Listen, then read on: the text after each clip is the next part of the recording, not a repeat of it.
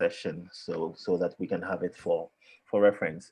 Um, so for those of us here, I'm sure we already know Dansoa. So my introduction is going to be very, very brief.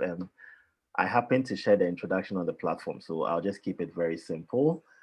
Dansoa has like a lot of years of experience in real estate, and so we're hoping that we can glean from her experience tonight. We may not get everything, but I'm sure that I am not a knowledge expert, so I'm going to be very, very like I'm going to try my best to ask all the questions that I can, and so I would encourage everybody to note down your questions as she presents, so that when it's time for the question and the Q&A, we can present our questions in the right format. So maybe after the session, we can get to go through Dansoa's profile again. So Dansoa, I don't want to say too much. I'm going to give you the floor now. So thank you, and you can take over now. All right. Thank you very much, and also thank you for the opportunity. One thing I would ask probably before we get started is if you have any perceptions or preconceived notions of real estate or what you should do, I would just say you leave them wherever you are. Just set them aside for now. Just approach the session with a very, very open mind. Okay, just so that nothing will interfere with what's going to be shared. So I'm going to share my screen now so that we can go through. Okay. So I'm sure, yeah, everyone can see the screen. All right. Yeah. So basically what we're going to talk about today, it's the whole objective is to know what works for you. And in knowing what works for you property-wise, you need to understand what your personal real estate needs are. I get a lot of calls and questions from people asking what they should do, expecting like maybe a 3, 4, 5-step solution to what their problems are. But the truth is, there isn't one solution that works for everybody. The reason being, we are all very different and have different circumstances. So at the heart of whatever your decision is going to make is a fundamental understanding of what your needs are. And this session primarily is geared towards you having a better understanding of what your individual needs are, so that when you're making a decision that works for you and not just a decision that is popular, or as our generation is often accused of, that you have been pressured into. So the thing about real estate is that it is expensive. Probably that's why it's talked about so much. It's probably, not probably, it is most likely going to be the single largest investment that you will ever make in your lifetime. And that's because land and property values are significantly higher than any other thing, depending on the car you drive. Land and property values are significantly higher than other needs that you may have. And it's also something that cannot be bought and sold very easily. You know, my lecturer always used to say, it's not tomatoes. You can't just return a property to the market when you don't like it. There's no exchange or refund policy. So it's really important that when you're making the decisions, you have a very clear understanding of what you're doing and why you are doing it. Oftentimes, we base decisions on what people have told us, whether they are well informed or not, or base our decisions on other people's experiences. And that can sometimes confuse the process for us. And we want to, demystify the whole process and make it simple and clarify to you in your mind, so that if it's a decision you're thinking about now or something you're planning to do in the medium to long term, at least you have the guidelines to make the best of that decision so that you won't regret it. So I love context. Everything about a lot of things that are specific to individuals is context. And context is important because we are very different. Our circumstances are different. Our objectives are different. Our needs are different. We all earn different amounts of money. We all have different family settings. So it's really, really important to understand you, all right, and what would make you not only comfortable, but what is practical for you. Because let me just give you an example, and especially in relation to real estate. I have a client, and this client is actually younger than me. She just turned 30, and her dad has given her $100,000 to invest in real estate. Well, not to invest in real estate, to invest, of course. And she thought it prudent that she's going to invest in real estate. And she's one of 8 children. And according to her, based on the feedback she gave me, every one of the 8 has received the same amount of money. So she's definitely going to make some choices that someone who hasn't been a beneficiary of $100,000 is going to make, and doesn't have the kind of pressure that someone who isn't a beneficiary of such makes. So it would be very misplaced for anybody to think that someone is your contemporary, either in age, you work in the same place, or you went to the same school, and so you need to be doing things that they are doing. And I feel that that's somehow where we often find ourselves. So we don't contextualize a situation. And it's not to say that you cannot achieve what that person is going to achieve. All that it means is that your path is going to be different to their path. So maybe you have to work a bit longer to get that $100,000, whereas she received it as a beneficiary of a trust fund. So making your decisions based on other people is always the wrong thing to do. It's always best to consider your own circumstances and make it. So in putting things into context, what is very important is your objective, your budgets. Real estate costs money, so budget is always important. The location, and then timelines. It's important to consider all of these 4 things. They all tie in together. They all affect one another. And when you're clear on what these things are, you're able to make the decision that works best for you. So I'll just take each of these one at a time, and then give you a better understanding of what I mean. So we talk about objective. Why do you need a house? What is the reason you want to have a home? And it's not because maybe you have finished school, you got a job, so the next thing on your bucket list is to buy a house. That's never a good enough reason. And even in wanting a house, what are you going to use the house for? Your objectives are really, really important, because different people have different objectives for real estate. Some people are looking for it as a primary residence. And I'm sure we've all met people who have a house and don't want to sell it because based on their understanding or based on what their desires are, they think you don't sell property for whatever reason. And that's fine. There are some people who see real estate as an investment, and so don't really grow any emotional attachment to whatever property that they are looking for, because they just see it as a tool to generate money for whatever other purpose they want to do. Are you looking to buy it as legacy? This legacy may be a bit misplaced, because I understand the audience I'm dealing with is quite young, but nevertheless, you may be thinking about something you want to leave for your children. So it may not be something that you want to.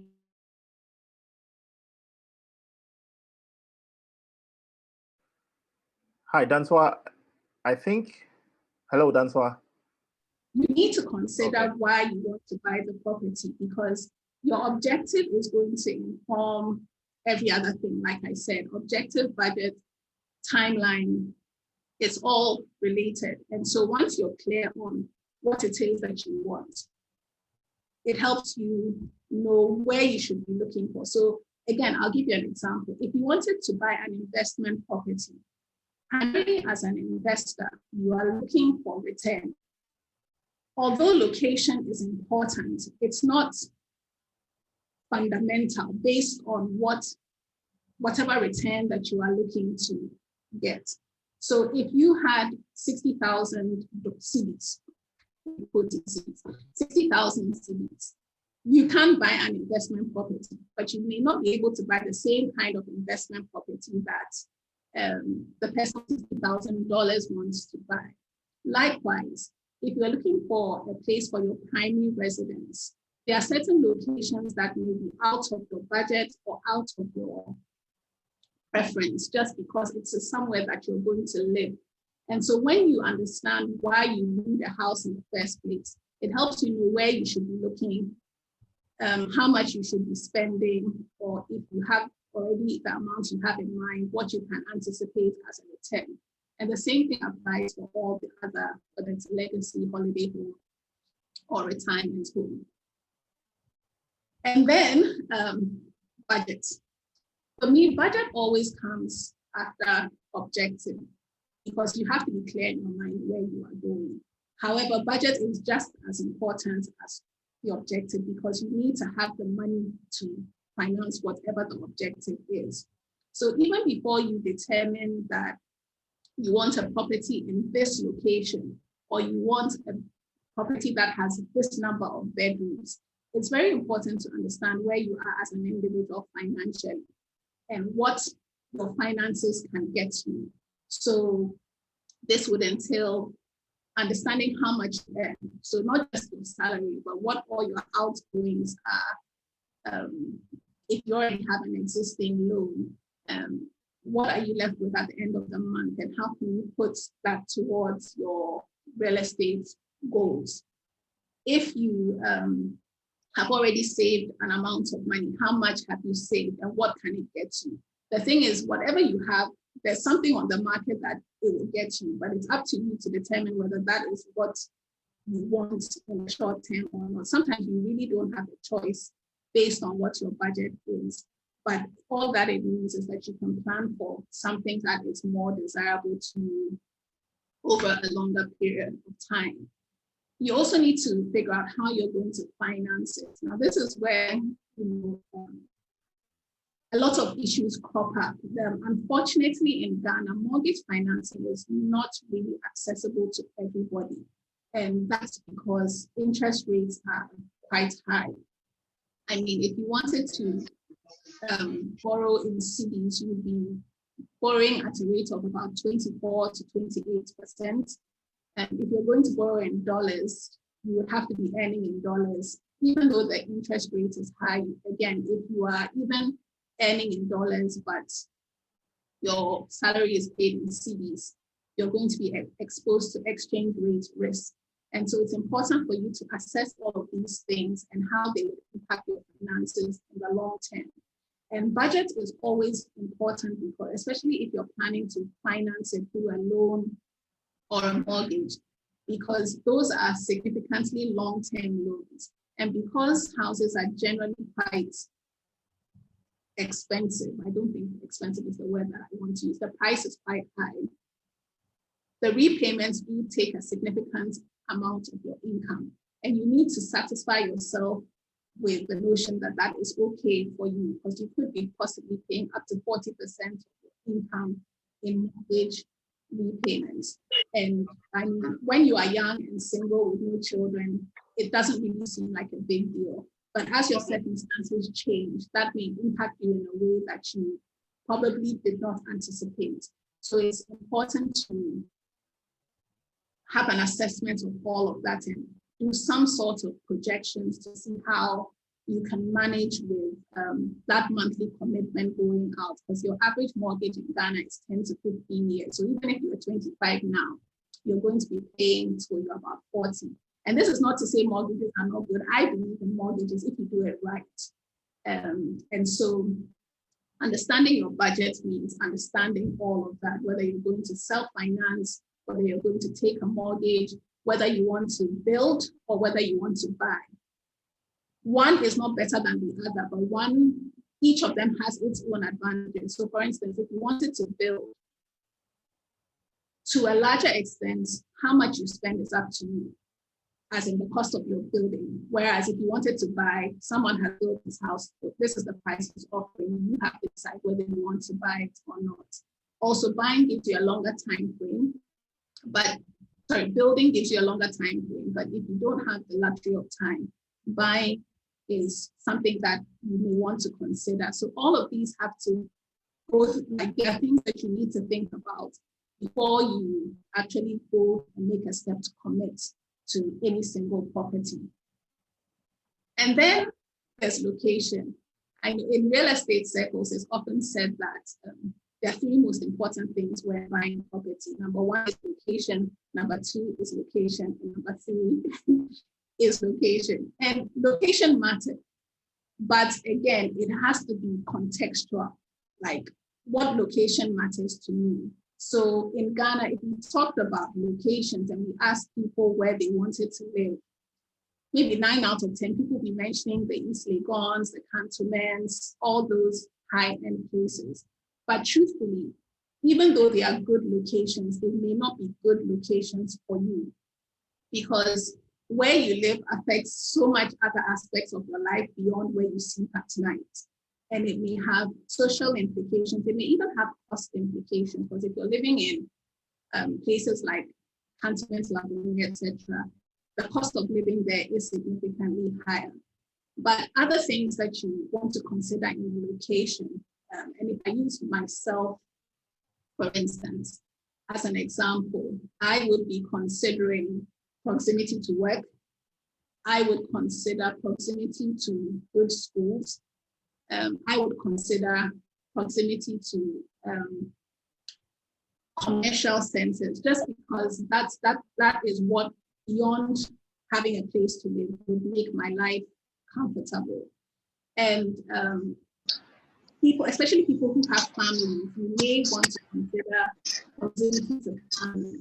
So this same client that I was talking about, who was a beneficiary of 100,000, you know, there were 3 different properties that were available to her to choose from based on the assessment that we did. One was in Cantonments, the other one was in East Legon, and then the third one was in Achimota. And we both came to the conclusion that even though Cantonments and East Legon are very good locations, the location that worked best for her was Achimota. Reason being, she works at Pukwase, that's where her office is. Her family lives in Tesano. And based on the need assessment that we did, it's important to her to be close to her family. It's important to her to be close to work. She preferred the Tesano area because it's something that she's familiar with.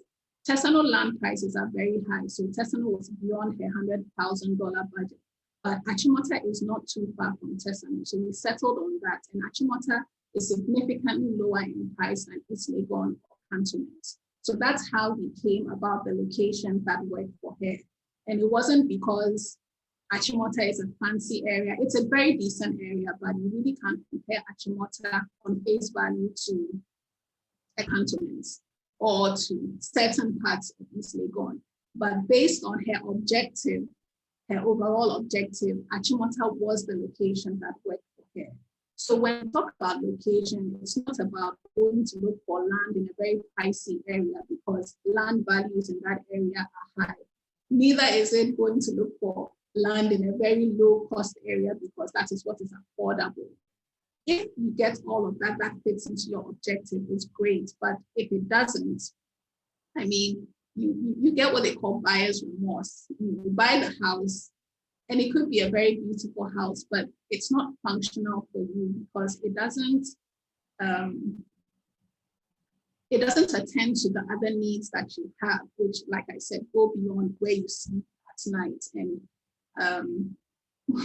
yeah, so that's what we mean by location. So you shouldn't think of location as one geographic area or specific geographic areas work for me and work in some groups. Because again, this is very personal to me. East Legon is not a preference for me on as far as a property needs. If I was going to buy a place to live, East Legon would not be it, purely because of where I work and the traffic going to East Legon. It's just something I don't want to have to deal with. However, if I was going to buy a property for investment, East Legon would probably be in my top 5. And so these are just the little nuances that people need to think about when they are considering things like location. If I was, again, buying a property for investment and putting it in East Legon, I would have to build a certain kind of property to attract the people who want to live in East Legon. And so, and similarly, if I wanted to buy a property in Kaswa, and no offense to anybody living in Kaswa, I'm just using it as an example because it's got lower property values than East Legon. You can build an identical house that you have in East Legon in Kaswa, and it would never call for the same value because of the perceived value of these locations. So again, it goes back to your objectives. If you want to do something for investment, you're looking at what will get you the highest investment return. And in that case, when you're looking at locations, some locations would not work for you. And if you're looking at a place as your primary residence, and primary residence is where you live, what you're looking for is what would make sense for you as far as your living is concerned, what makes your going up and down reasonable. So where I live, for instance, it's very close to childcare, it's very close to supermarkets. I just don't like driving too far to places, right? And that's just what works for me. And also within my budget as well, all ties in. So any other person would have to do the same thing. Healthcare. Again, if you are young and single, it may not be a priority for you to be close to a hospital, but if you have kids, that may be a priority. And so what I would choose may be different to what maybe Kenny would choose because our circumstances are very, very different. And then we talk about provision of infrastructure. Not everybody is concerned about whether they have a tarred road, although everybody desires it, but and you need to consider what that means for you. My former boss said he didn't want any place, before he became my boss, like he was my friend, and he didn't want a place where he would have to drive on a rough road. And it was a bit ridiculous to me at the time because his budget wasn't even enough to get him what he claimed he wanted. And I would show him like some options that he could choose. And he was always like, no, so I told you I don't want the rough road, I don't want the rough road. And one day he calls me and says, oh, I found a property that I really like. And I go and see the property and guess what? There's a rough road. And I'm like, oh, what happened? And he said, this is what my money could buy. So then this is just to show you how it all ties in. Sometimes you are restrained by your budget. Sometimes you are pushed by your lifestyle. And then security is also very important. And when I talk about security, I mean physical security. I mean, is the place safe? Not only the fact that is there like the police, like maybe a police spot or a security spot, but is the community safe? The current real estate trend now is that younger people are leaving home before they get married. And so you would realize that you have a lot of apartment structures coming up and people take 1 bedroom, 2 bedrooms, all in a complex. People give security. And so a younger couple, this is real estate trend, would be more inclined to go for, most younger couples would be more inclined to go for an apartment space where there are other couples around because that serves as some kind of security. But other people would prefer, I want my own space, I want my own compound. And so it's up to you to figure out which of these works for you. I mean, if you're the kind of person who can't live with people on the same compound, it lets you know what you should be going for. Or if you're the kind, if any of you, like if your spouse leaves town for a few days, you have to call your whole family to come and live with you because you are afraid. It just lets you know that maybe going for a more communal kind of living in the form of an apartment structure may be ideal for you. And then title, security is also title. So making sure that the location you're buying has the requisite documents. But the last thing you want to do is to buy property and the documentation is bad. I mean, that's just legal issues after legal issues and costs that you don't want to incur. So it's important to do the requisite searches at the Lands Commission to make sure that you're buying from the right person. Yes, and so all of that is all what goes into location. So it's not that location A is good and location B is bad. Kaswa is the perfect location for somebody. I mean, if you live in if you work in Dansoman or Wager or any of those, like Accra West, that side of town, I really don't see why you would want to live at Oyarefa or Ayimensa or East Legon and then drive all the way across town to get to work. It doesn't make sense to me. And you are most likely better off going for whatever options are available within that vicinity, and Kaswa will fall within that vicinity. I mean, if you have a shop in the Kaswa market, why would you want to live anywhere? Unless, of course, the place doesn't meet your needs, then you may consider other options. And then you talk about timelines. Again, I think as Ghanaians, we tend to box ourselves. I think we all have, which has been passed on from generation to generation, there's this long checklist that we have of things that we must do at certain points in time. And when we don't do it, we feel that we are lagging behind. Timelines of property purchase can come in so many different things. I wouldn't even limit it to two. So you may have a certain goal in mind, and you may need more time to save for that goal, which is perfectly fine. People always want to ask, I mean, is it good to rent? Should I buy or should I build? I really always come back to what works. What works? If you want to live in a particular area and you don't have the means, whether by savings or to get a mortgage, but you can save up for it, you may have to rent in the short term while you are saving up for that. And so you may have had a goal by the time I'm 30, I will own my own house, or by the time I'm 35, but you may realize that because you have to spend a bit of time saving up, that goal has to be shifted to 38 or 40. There's no crime. It's not a sin. You haven't failed in life. Again, one of my former bosses, and we tend to criticize people when they make decisions that we don't understand or we feel are beneath them. So one of my former bosses, he used to live in the UK before he came to Ghana. And when he came to Ghana, he was living with his wife and his 2 children with his mother in Achimota. And it never made sense. I mean, honestly, it never made sense. And I would always ask myself, like, why isn't he staying on his own? Why hasn't he built a place? What could he possibly be using his money for?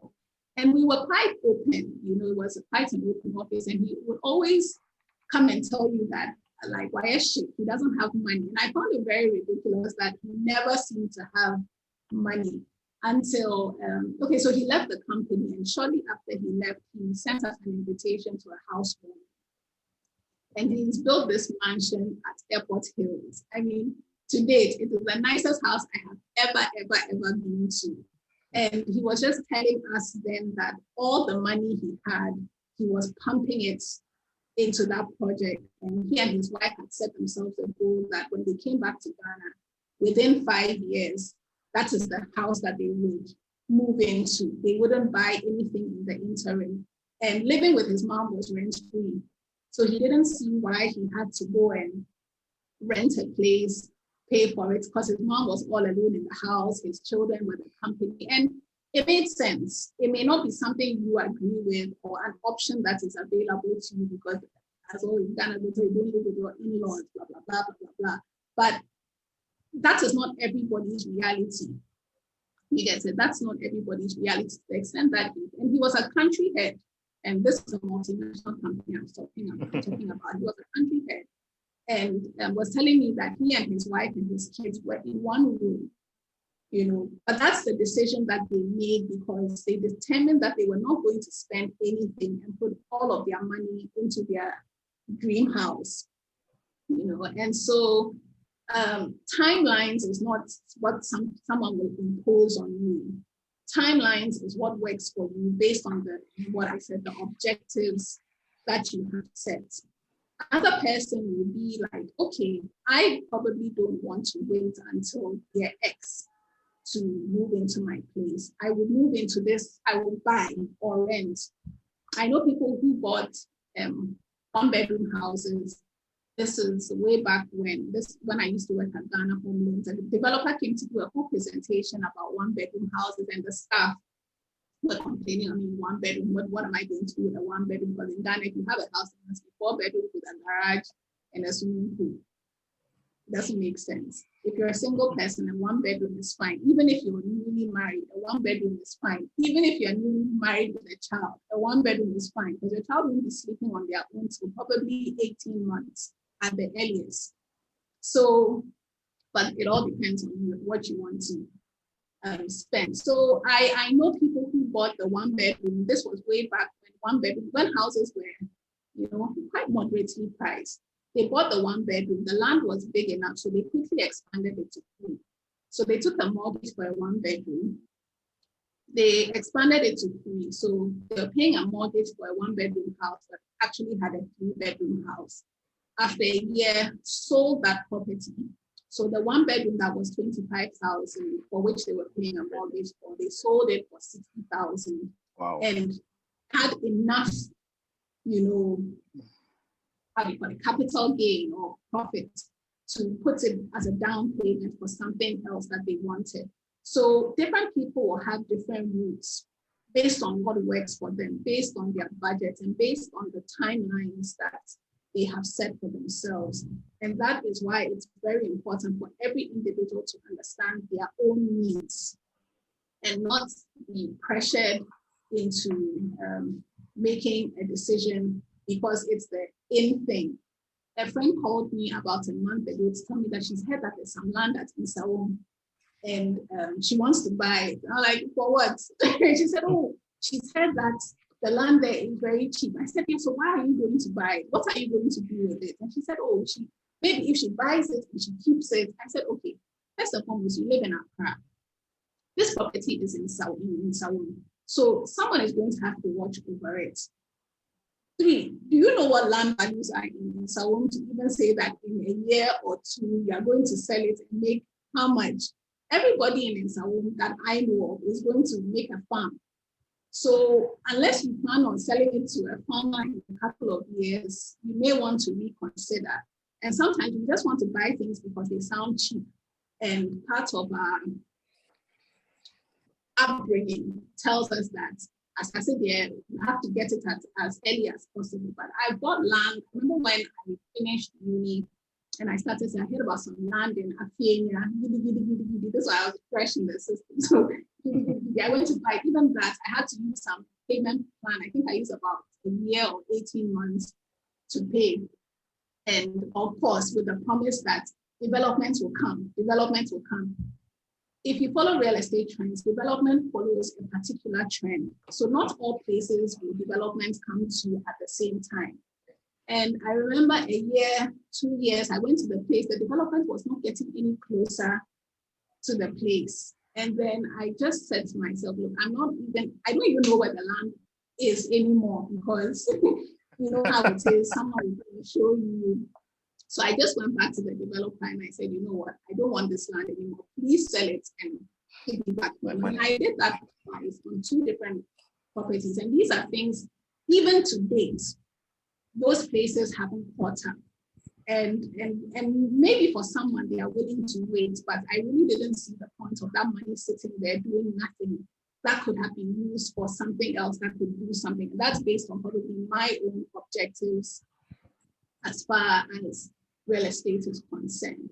And so basically, those are the things that, if you came to me, that's what I would advise you on, because like I said, buying property is very expensive. And so you want to make sure that if you're doing it, particularly if you're taking a loan to do it, you're doing it right. Other than that, you can end up straddled in debt. Okay. And the truth again about property ownership is that your needs will change. What you need today will not be the same thing as what you need in a year, 5 years, 10 years time. And that's really the whole concept of the property ladder. I think we have, and when I say we, I mean Ghanaians, Ghanaians have interpreted the property ladder as a progression. It's not a progression.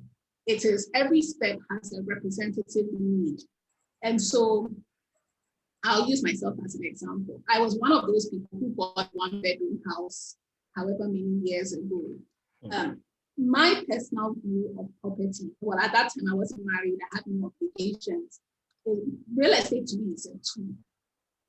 It's a tool. Even if I'm living in a house and I need to raise money, because I see that real estate is that tool that you can use to do other things. And I expanded it to a 3-bedroom and then eventually sold it. And my parents, why did you sell it? But I had no intention of living in the house, to be very honest. I had no intention of living in the house. And I was able to use that money to make other real estate investments that to date help me, when I'm in a fix, and you need to do things, because real estate, honestly, is one of the best tools that you have. Even sometimes not selling it, but using it as a collateral to raise funds. And now, and when I was younger, I think that like I'm 50 something, but when I was younger, I always used to say that I don't like space. I don't need too much space. And I was always pro compactness. I always felt that don't waste too much space in the house. I mean, this corridor, what are you using it for? If it's not needed, there's nothing. But now I have a son. And children, they need space. And so in my subsequent real estate dealings, space is definitely something that is going to be on my checkbox. And it's not just open space, but functional space. But once upon a time, that is not what I needed. And so you may realize that a 1-bedroom is what you need now. But then in 5 years, when maybe your kids are older, have their own rooms, you may need a 2-bedroom or a 3-bedroom. And eventually, they're going to go to boarding school, university, and then leave. And you may then realize that maybe going back to a 1-bedroom or a 2-bedroom is what works for you, depending on whatever it is that your objectives are. Some people in their old age want a lot of greens, want a lot of space. Other people in their old age just want a space that they can manage. So every step on the property ladder is just representative of the stage you are in life, and not necessarily that somebody is above you and you are beneath and you have the small house and someone has the big house. Personally, all of those things are inconsequential as far as the house that you have meets your need, because you can have a mansion and you can't even keep it. And people may say that, for whatever it does to your ego, that you have a mansion, but if you can't afford the upkeep, only you know what you are going through. And so this session basically is just to open your mind to the possibility that there is in real estate. And when you are making that decision for yourself, just considering some of these things so that the decision that you make is informed, and whatever it is you are buying, you actually need. I remember somebody, probably very early on in my career, someone came and they wanted to buy a 3-bedroom house with a garage. I'll never forget that day. And I'm like, okay, but why? And I asked, if you know me, I ask a lot of questions. I said, but why do you need a 3-bedroom house with a garage? And it was like anything. And because this person was single, not even minor, like you live with family, no. So why do you need a 3? Because effectively what it is you're paying for space that you do not need. And that's money that can go elsewhere. So you may realize that buying a house may not be ideal for you. Maybe building is better for you. Again, it all depends on where you are, where your circumstances are. And there's one thing that I always said that I would say on this, and it's even in reference to when you're buying plots. Okay, people like where I used to work, we sold plots and land, and we had various different plot sizes to meet various different needs. And whenever people would come and you tell them the plot sizes that you have available, you always started from the lowest, which was a 70 by 50. It was like, it's too small. I want a 70 by 100. Okay. So you take them to site and you take them to a 70 by 50 plot, and then you ask them to guess the size of the plot. They will tell you that, oh, the way they are 70 by 100, but the truth is it's 70 by 50. And it's just to say that we have applied certain preferences out of habit. It's just what we have heard. But even on the ground, the person can't even appreciate the space that they claim they want. And most developers still sell in 70 by 100 plots. But the truth is, you can comfortably build on a 70 by 50 with enough parking for 3 cars. And so this is just to say that sometimes property looks expensive, sounds expensive, but if you have a friend or someone you share, you are like-minded individuals, 2 people can go and buy a plot and split it and build on that plot in order to reduce their cost. And these are just some of the ways that you can reduce your cost to meet your needs. Yeah, so basically that is it from me. If there are any questions, right. I'm happy to. Yeah, Dansoaa, thank you so much. Thank you so much. I think that was a very good introduction, into the whole understanding of our needs. I'm sure that I have a few questions for you, and so I'm going to throw the questions aboard, but I'm hoping that everybody can note down their questions and ask as and when. So my question has got to do with the exchange rate, situation. So for instance, let's say I don't live in the country and I need to buy a property, right? Now, how does the exchange rate thing affect me? Because I think you mentioned something about the fact that it can affect me negatively if perhaps I'm using a dollar, account or something. Is that the reason why people would usually just have someone represent them here, and what are the disadvantages and advantages of that? Okay, so in Ghana, it's possible to take a mortgage in dollars, and it's also possible to take a mortgage in cedis. Okay. Recently, the law has been modified to say that only dollar earners can take dollar mortgages because of this exchange rate situation.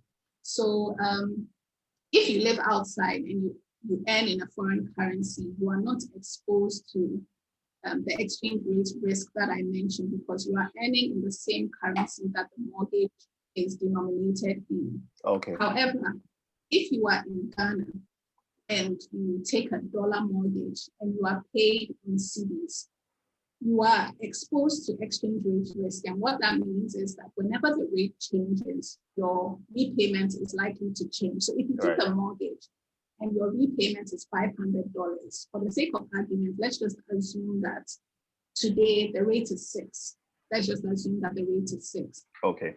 I think in 2008, the rate was 1:1. So if you took that mortgage in 2008, you will be paying 500 cedis every month. That is your mortgage repayment. Fast forward to 2020, that same $500, which hasn't changed, is now 3,000 Ghana cedis. And that is the risk you expose yourself to because we don't have control over the exchange rate, but we're also able to catch it fast. So, you can never predict. And that is why somewhere along the line, the law was changed to say dollar earners take dollar facilities because the person earns in dollars. So the rate changes don't affect the person. Right. But if you earn in cedis, if the rate changes, your repayment will change. And if your income is not changing at that same rate, what you would realize is that you're going to be eating more into your income to pay for the mortgage. Okay. Is there any law that binds property owners from, using that conversion dynamics? For instance, if I, as a buyer, I want to use a particular currency, and then the seller says, no, this is what I prefer.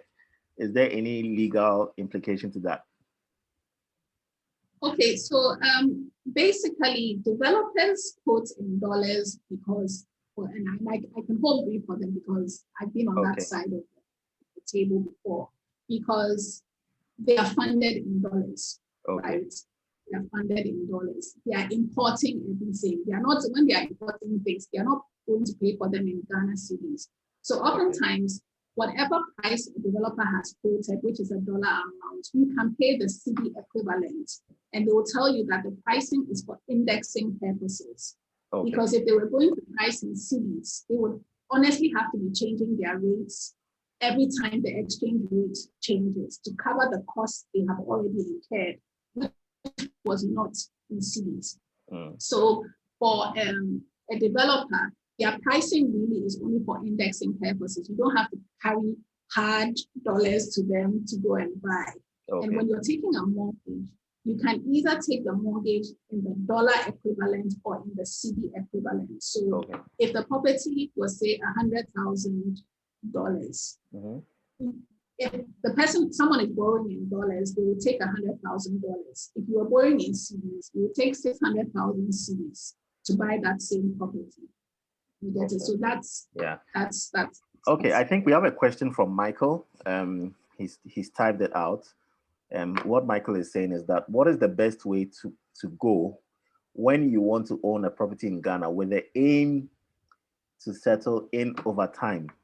So in this situation, you live outside the country, but then you want to own a property with the aim of settling in over time. He says, what's the best way to go about it?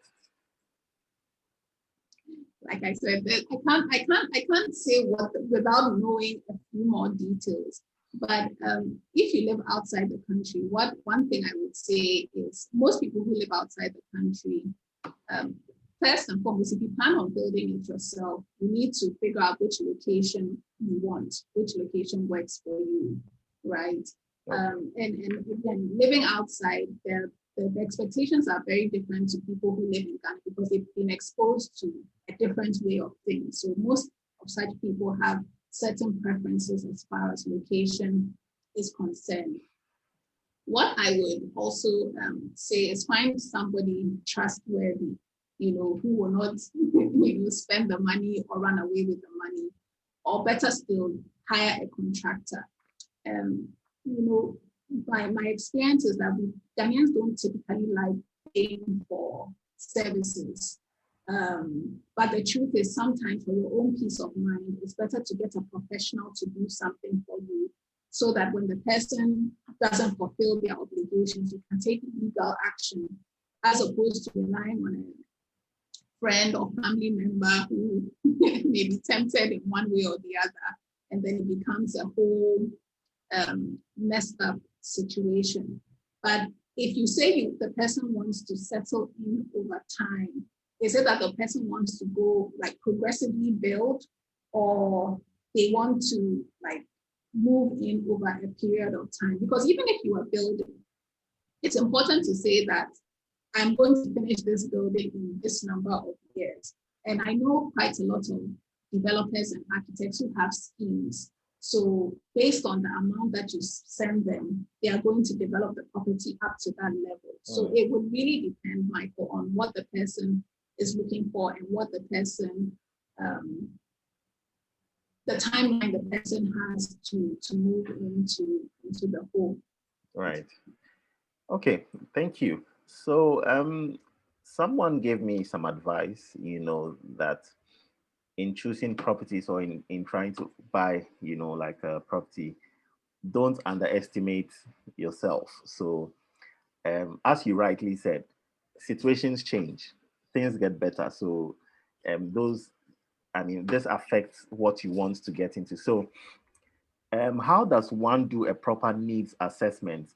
Are there agencies that help people to do a proper needs assessment to know that, okay, someone is able to afford this, but this is what you have? Don't think that you are on the same pedestal. So these are your these are your specific needs, and this is what you can afford. So are there agencies that do this assessment, or there's some information that is open, to the general public, that before you even try to go and buy a property, you can sit at home and calculate and know that, okay, this is what I can afford or not?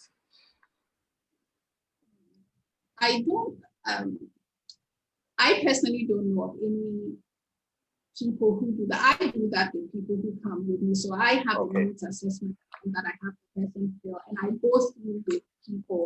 I'm sure there are some out there. Maybe if you're going through like a real estate agency, the team, it is something that they should do.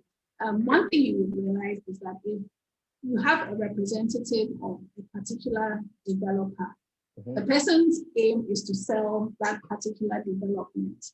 And so I would just encourage people to look for individuals who are not associated to specific development, so that whatever feedback they are giving it objectively and not with the mind that eventually you are going to come and buy a particular property which would benefit them. But a needs assessment is very important, because I have seen people who have bought properties and can't afford them. And when I talk about the pressure, there's a lot of societal pressure, and sometimes you meet young people and they are forcing themselves to buy a particular. Sometimes it's really heartbreaking for me, because you know that this thing is not going to end well. They're going to find themselves stranded in debt or not be able to do it. And so being able to do that assessment, and that's why I asked at the beginning of the session, just to take your any preconceived notions about what you should be doing, what you shouldn't, just lay it out, so that you're not. Sure, thank you so much. Michael says thank you for the answer. I think he got what you were trying to put across. Okay. So Daniel Quay is asking. He says, how do I ensure that documents given to me for a property, say land, is legitimate? Because for land purchases, all I have heard of is the difficulties people face dealing with not just landowners, but also some real estate agents. So basically, he's saying that how does he ensure that the documents given to him are legitimate? Okay. So it's important when you're doing property, and always, before you give money to anybody, you ask for a copy of their documents. Unfortunately, I don't have a copy here, but maybe what I'll do is I'll share it with Penny, and then he can share it with you. So there's a document, everybody who rightfully owns. In fact, if you can hold on for a second, I can just grab one quickly. Okay, that's okay. That's okay. 1 minute. So meanwhile, I want to know if you have any question, please, you can show by hand, so that when Dansoaa gets back with a document, she can actually address it. So you can either type out your question, or you can just, show by the raise of hand. So Daniel, if you're here, because of your question, she has to, I think, retrieve a document that to show us with regards to legitimacy and all that. Yeah. So whilst we wait for Dansoaa, does anyone want to say anything, any question, any feedback?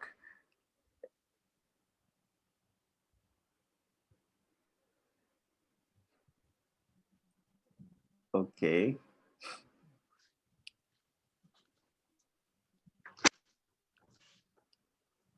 All right. So I guess, okay, I guess we don't have any questions. Okay, Daniel.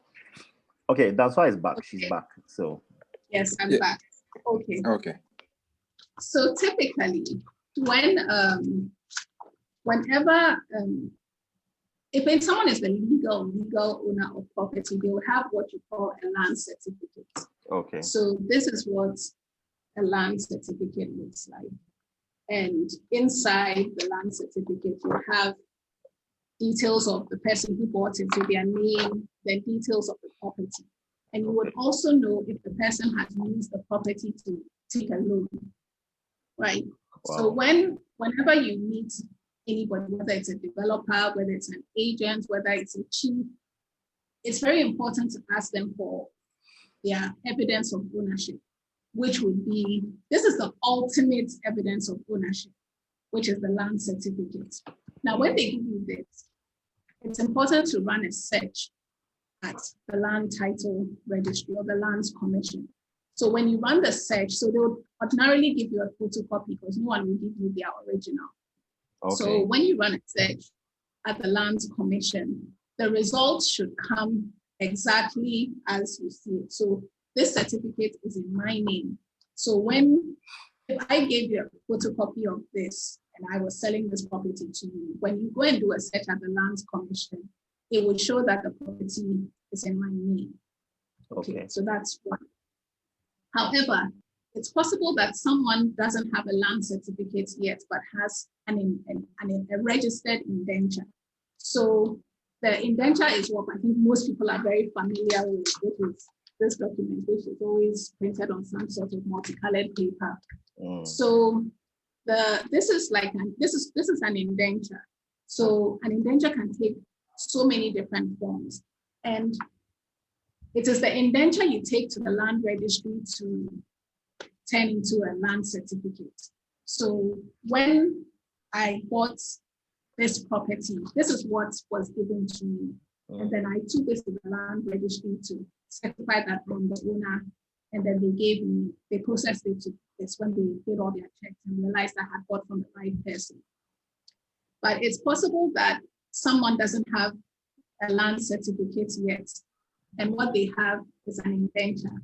So when you open the indenture actually has what we call recitals. So the recitals will state from the very first person, or it should state from the very first person, who is usually a family head, a chief, or the government. So let's assume, so this property, for instance, the people who own the property it was a chief, and the chief was called Ni Otu Akwete. So in the recitals, it will tell you that the land belongs to Ni Otu Akwete, and it says head of this family. And then it will tell you Ni Otu Akwete sold it to, I'm just mentioning it, Daniel Kwe. Okay. And then Daniel Kwe sold it to Kenneth. And then Kenneth sold it to Dansoaa. And now Dansoaa is trying to sell it to you. So when you go and do your search at the Land Commission, your search results should also show that the land originally belonged to Ni Okwete. Ni Okwete sold it to Daniel Kwe. Daniel Kwe sold it to Kenneth. Kenneth sold it to Dansoaa. So Dansoaa has the right to sell it to you. And so if you do that search and there's anything missing, it's a red flag. Wow. It doesn't mean that the person is illegitimate, but it means it's a red flag, and it's important for you to investigate it. So if you went to do the search, and the search didn't show Ni Akwete, but it showed maybe Ni Papo, it is likely that there's some litigation going on somewhere in the family, and then someone, Ni Papo and Ni Akwete, are all claiming that they own the land, which means you need to do your due diligence and ensure that the person you intend to pay the money to is the lawful owner. Yeah. So it always says in law that the onus is on you, the buyer, to make sure you are buying from the rightful owner. And that's why sometimes these things happen. An agent will come and tell you that, oh, I know the owner, they'll take you to somebody, and they'll always tell you there's a long queue of people waiting. If you don't pay, it's better to lose it than to lose your money. As for the land, there's more around. So it's just important for you to know what's a red flag, and the recitals and the Lands Commission search always let you know what it should be. And if it is not, it's important to question. And when you question, it then becomes the responsibility of the person selling it to you to prove to you that they are the legal owner before you give them any money. Sure. Okay, great. Wow, that was very detailed. I was trying to take notes on the land certificate, the indenture. I'm sure we can get notes on that, right? Yeah. Rastum has a question, but before he raised his hand, I think there's a question from Roni. He says that, hello, Dansoaa, please, what are the opportunities in Ghana when it comes to funding a redevelopment project if you already have a property? What are the opportunities in Ghana? Mm-hmm. Yes, when it comes to funding a redevelopment. Funding is quite, should I say challenging? If you want to go for institutional funding, it's quite challenging because I think our whole banking system really isn't helping. They're not open to that kind of risk. They won't just deposit. They take themselves into deposit taking. No offense to anybody who's a banker on this, but it's basically deposit taking. And so, but there are other institutions, there are venture capitalists, there are real estate investors who see opportunity in those things. So if that is something that you want to do, like I mentioned, an investor fundamentally is looking for his return. Fundamentally, that is what an investor is looking for. So it's up to you, I wouldn't maybe project partner, to demonstrate that whatever redevelopment you want to do is going to fetch them a decent return. And one thing I would say about investors is that investors always benchmark their returns indexes. So it could be the treasury bill rate. If they are international, it would be the LIBOR rate or some other rate. So it's important that you are positioning your redevelopment in such a way that it makes sense for the person to invest in you, because real estate is high risk. Because what if you redevelop and nobody buys? It's a risk.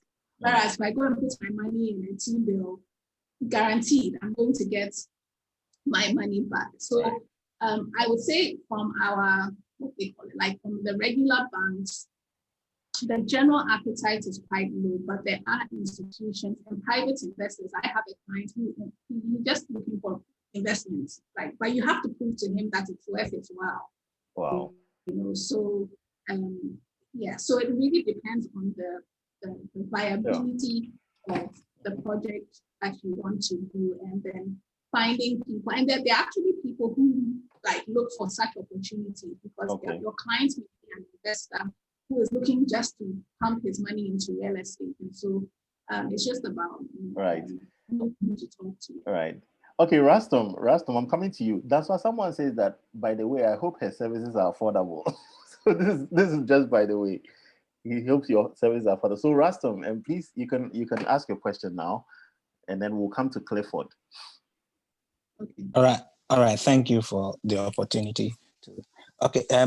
To Dansoaa, I understand that land cannot be sold outrightly, and in effect, it is leased for a number of years, be it 99 or 66. I don't know what that is. And just as you mentioned that, per your example, you said Ni blah blah blah sold to whoever, and someone sold to someone. So it means that the land has been there for a number of years. How does that affect me as a buyer? Does that mean that after 99 years or after 66 years, the land is no more mine, and already probably Ni blah blah blah has owned the land for 30 years already? All of that. Yeah. And also, do you have any real estate agency you would recommend? I know you are one, so Dansoaa is an agency on her own.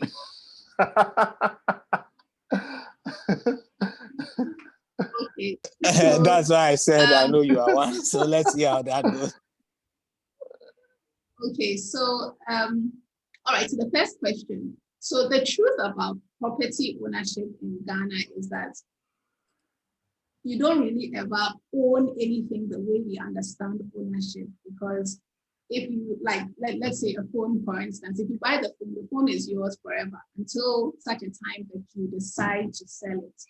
But when it comes to property ownership, first and foremost, let me just digress slightly and say that there are not three types of ownership, but you can buy land legitimately from three sources. That's stool land. There are three types of land, let me say. Yeah, there are three types of land in Ghana. There's stool land, there's government land, and then there's family land. Now, government land obviously belongs to the government, and government is not going to outrightly sell. And when I say outright sale, it means government will not give you their land forever. They'll always give it to you on lease. And if you are buying a government land, the maximum lease you'll be given is 50 years. That's law. That's the law, right? 2, stool or skim. So if you're in the northern region, it's skim. Sorry, how many How many years? That's the maximum. It doesn't mean you get the maximum, but that's the maximum you can be given. Wow. Right? 50 years. 50, yes. If it is stool land, now we always say that the land is for the chief, the land is for the chief, but the land really is not for the chief. The chief is the custodian of the land on behalf of the inhabitants of his traditional area. So again, when you are buying land from a chief, it's for a period, and every land in Ghana is a period, and the maximum period for stool land is 99 years. And this is 99 years at a time. Let me put it that way. It's 99 years at a time. So if you go to Mungwa Chief, so let's say if you want to buy property in North Kaneshie, the maximum they can give you is 99 years because the Mungwa Manche, who oversees that area, is overlord of the land for the inhabitants of that area. So it's not for him to just sell any way he wants. And then you have family land. Now, historically, family land, all of these is just based on how people settle. So a certain family can claim an area as theirs. And so if a family owns an area previously, family land could be given in outright sale, and that you could get a freehold. The freehold means you own the land forever. But I think in 2012, they changed the law. So nobody can give land outrightly to anybody again. If you already have freehold land, if you're fortunate enough to have it, you then own it forever. So maybe that now becomes your family land. But any land that is designated as a family land, again, just like the stool land, the maximum is 99 years. So it comes to the question, who is buying? Where does that leave you? Well, as much as I'm sure we all want to live long lives, the likelihood is that first and foremost, just to be realistic, in 99 years, none of us will be here. Okay. However, it's possible to renew. So if you get stool land, if you get family land, the likelihood is that they will renew, even with government land. The likelihood is that they will renew. But it's important to know that when you are renewing at a cost. Okay, you are renewing at a cost. So when you are even thinking about buying property, it's always important to know what the unexpired term is. And I didn't want to get so technical, but the unexpired term is the amount remaining on the lease.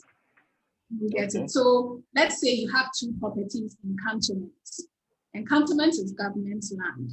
And let's say I bought my land in 1980. Let's just say. So the government in 1980 gave me a 50-year lease. If I will want 1980, that means I have about 1980 to now is 2020. So I have only 10 years left on my lease. Okay. And let's say Kenny went to the same government in the year 2000 and bought land. So he has a 50-year lease from the year 2000. So he has 30 years left. And let's just even assume that our houses are our land is next to each other. And because we are friends, maybe let me say I inherited my property from my dad. So he bought it in 1980 and I have inherited it and I have only 10 years left. I have up until 2030. But he has up until 2050 because it's a 50-year lease. If we build the same identical properties and we price them the same because they look the same, the truth is that my property is 3 times more expensive than Kenneth's because he still has 30 years, whereas I have only 10 years. So when you are looking for property, in addition to doing your legal searches and all of that, especially if it is for investment of your primary residence, you need to ask for the unexpired term. Because one, you don't want to be in your primary residence and someone will come and tell you, hey, the lease is up, move, and you didn't know about it. Because the option to renew is there, but it's not automatic. And then also, if it's an investment property, you don't want the time to be too short because you may not have recouped your investment by that time. And you now have to go and think about renewing a lease. And the thing about even taking a mortgage, most mortgages are 15 to 20 years. So a mortgage company will not give you a mortgage on a property that has less than 15 years on it to run as a lease. You know, so these are all very, very important things. So if I'm going to use this one as an example, so the land Dansoaa Adote from 2002 had a 99-year lease. And in 2013, he sold it to Castlegate Estates. And in 2015, I bought it from Castlegate Estates, and it's all on a lease term. So between 2002 and 2013, that's 11 years. So that means when Castlegate bought it, he had only 88 years left. And when I bought it, we had only 85 years left. And this was in 2015. So currently there are 80 years left on the lease. And in the next 80 years, if whoever owns the property at that time does not renew, it goes back to me Adote. That's how it works. Interesting. I think that we need to have this particular conversation again on the lease and all that. It's beginning to sound like a car, like the mileage of a car, you know, and even with a car, when you're buying a car, the car documents, you have this same, you know, like with, I don't know what you call it, like the ownership succession. How do you call it? I don't know. Like yeah, but I know probably it has who bought from who and who bought from who, yeah, yeah. you know, and it's, well, you've made the whole concept sound very easy for us. I don't know, maybe it's how we can practice, yeah. Yes, yeah, you've made it very practical. I don't know what Clifford is talking about, but initially Clifford was asking that why do we, I'm going to ask his two questions in one. He says that why do we need to factor our places of work in our land purchase decisions, since we are more likely to switch jobs or places of work in the near future? And then he also says that, what about lands sold by conveyance? Well, I don't know what that means, but so those are his two questions. Okay. Or Clifford, you can also ask yourself, or please, you can unmute your mic and ask yourself, especially about the conveyance. I don't understand. Okay. So they are all terms in real estate. So conveyance is, see, again, it gets very technical. So when you talk about property, you can have an assignment. You can have an assignment and conveyance are the same thing. So you can have an assignment and then you can have a lease. And then you can have a freehold. So when you have a freehold, even freehold and lease, they don't even come, but let me say a lease and an assignment. So when I have a lease, so let's say, like you mentioned, there are 80 years left on this lease for me. Okay.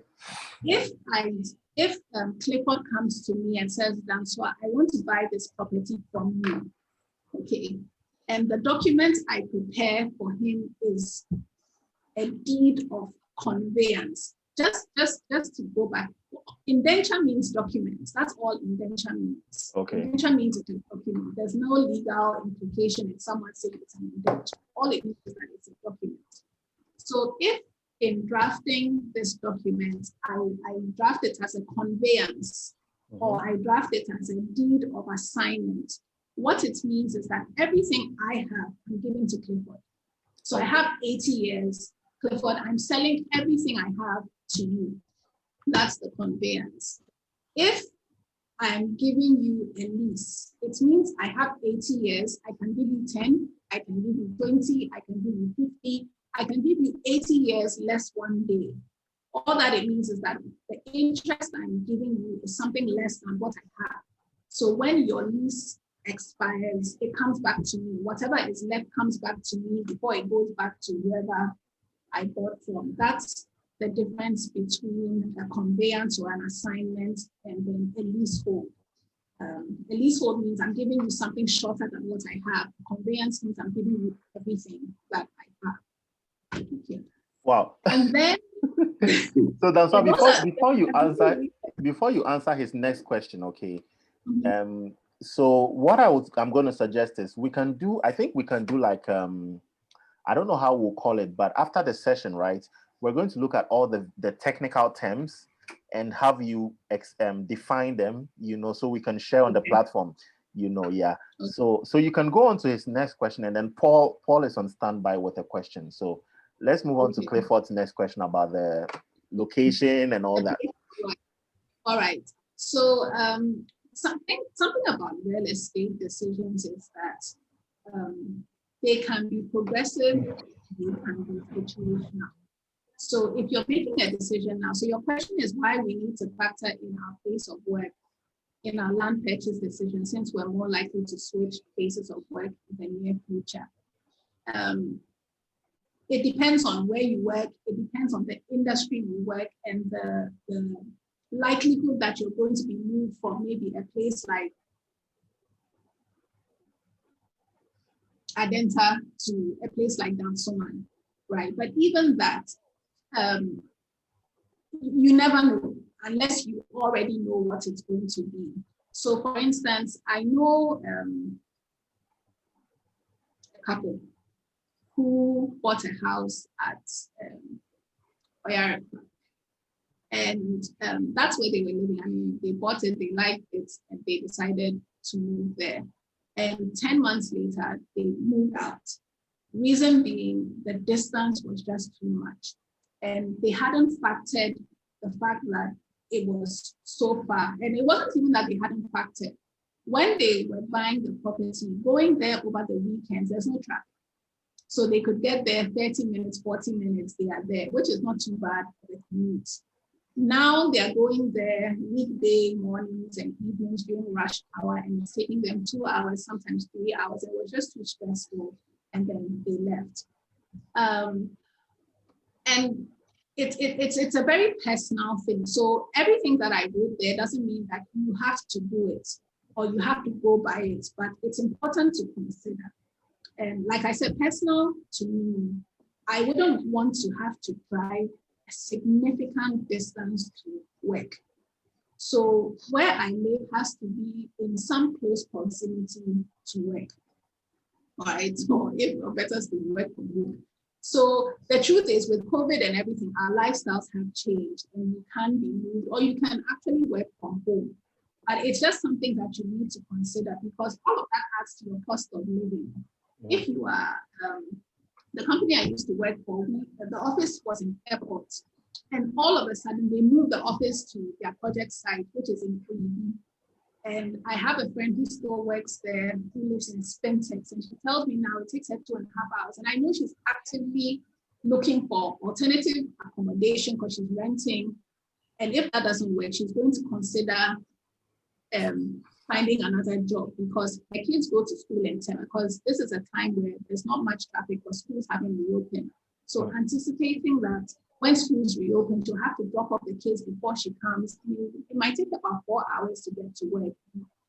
Honestly, work-life balance matters as well. And so that's why it's very, very important for you to consider that. But it also ties into things like budget. If you can afford it, fine. Sometimes moving a bit closer to your office may not fit into your budget. And it's just something that you need to be aware of and need to prepare yourself for.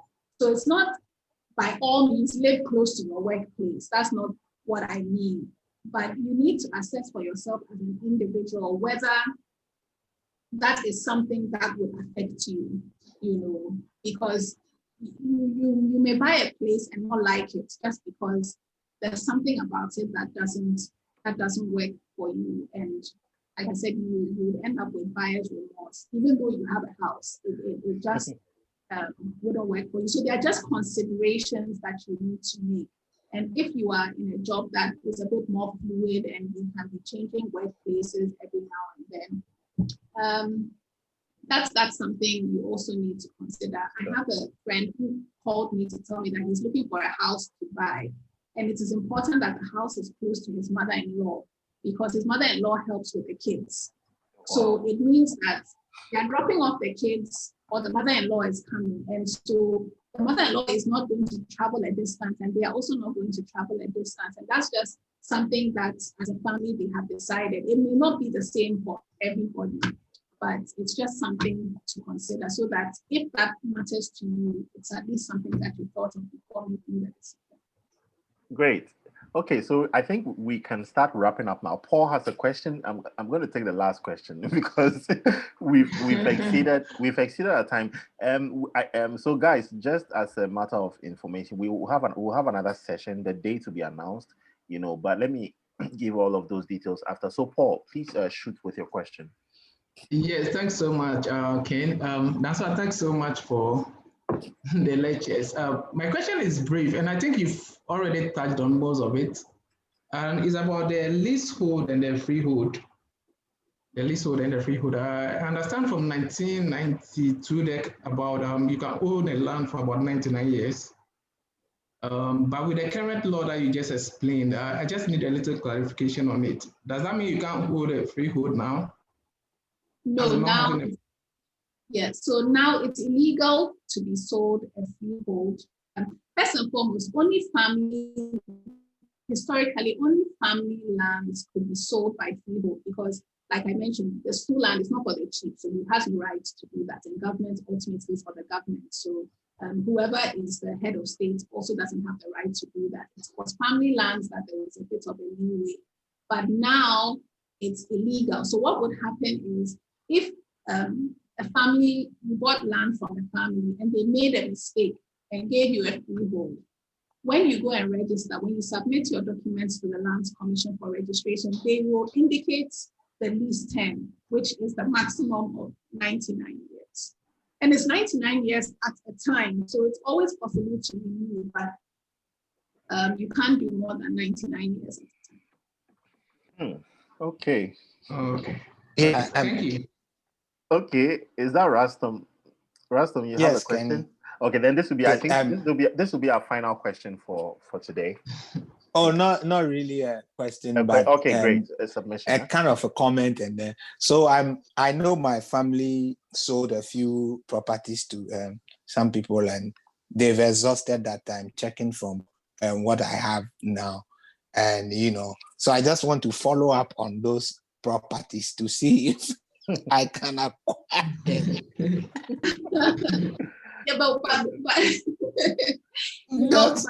thing about the property too, you can't just be waiting till the lease expires to go and uproot people, maybe because it's in a prime area. Because one of the things is that the law tends to favor the person in possession.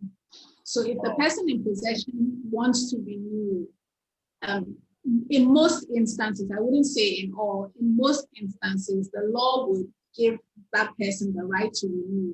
So if your family wants to go and reclaim, it's important to give the people notice that you are not going to renew the lease, because oftentimes they were not the people who initiated the lease in the first place. If it was a 99-year lease and you have even an 80-year-old living there, he wasn't the one who signed up for the lease. So if you want to reclaim those properties and add it to your portfolio, Rastom, you need to issue them notice so that they can also put the necessary steps in place to find an alternative property.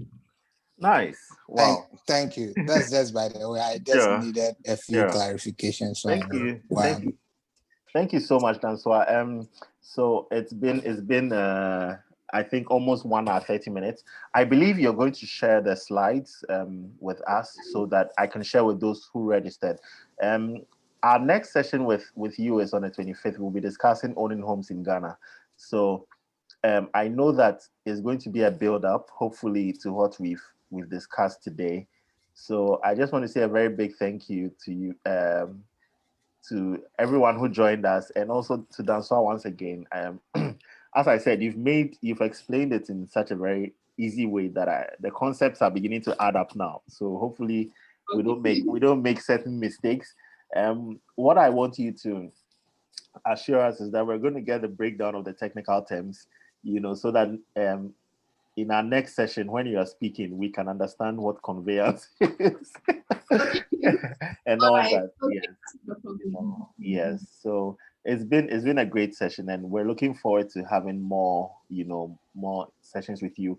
Your contact details, I don't know if it's on the slides. It's on the slides. Okay, because I know that there are people who have mentioned that they're going to get to you they have real life situations that they need to sort out. So hopefully they get to if they reach out to us, we'll also connect them to you. Yes. So thank you everybody for joining us, and hopefully we get to meet again. Yeah, we hope to meet again on the 25th of November. So have a great evening. The session is recorded, so it's going to be uploaded to our YouTube channel as I promised. Yeah. So Dansoaa, thank you all. Thank you. I'm making some fufu. You are all invited. Thank you. Okay then. Thank you. Bye.